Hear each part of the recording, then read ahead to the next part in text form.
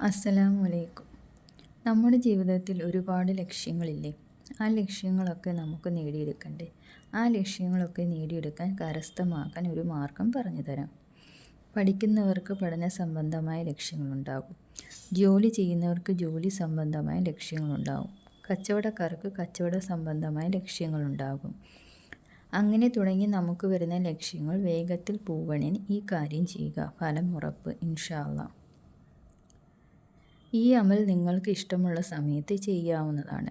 ഏറ്റവും നല്ലത് മഗ്‌രിബിന് ശേഷമോ അല്ലെങ്കിൽ ഇശാന് ശേഷമോ അല്ലെങ്കിൽ സുബഹിക്ക് മുമ്പോ അല്ലെങ്കിൽ പാതിരാത്രിയിലോ തഹജ്ജുദിൻ്റെ സമയത്തോ ചെയ്യാവുന്നതാണ്.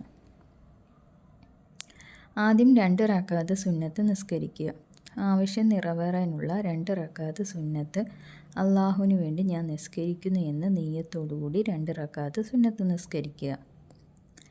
നിസ്കാരശേഷം സൂറത്തുൽ ഹദീദ്, ആ സൂറത്തിലെ 3-ാമത്തെ ആയത്ത് അഥവാ ബിസ്മില്ലാഹിർ റഹ്മാനിർ റഹീം ഹുവൽ അവ്വലു വൽ ആഖിറു വല്ലാഹിറു വൽ ബാത്തിനു വഹുവ ബികുല്ലി ഷൈഇൻ അലീം. വളരെയധികം മഹത്വങ്ങൾ നിറഞ്ഞ ഈ ആയത്ത് 45 തവണ നിസ്കാരശേഷം ഓതുക.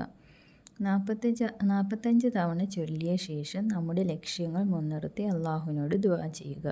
തീർച്ചയായും ഈ കാര്യം ചെയ്താൽ നിങ്ങളുടെ എല്ലാ ലക്ഷ്യങ്ങളും പൂർത്തീകരിക്കുന്നതാണ്. അസ്സലാമു അലൈക്കും.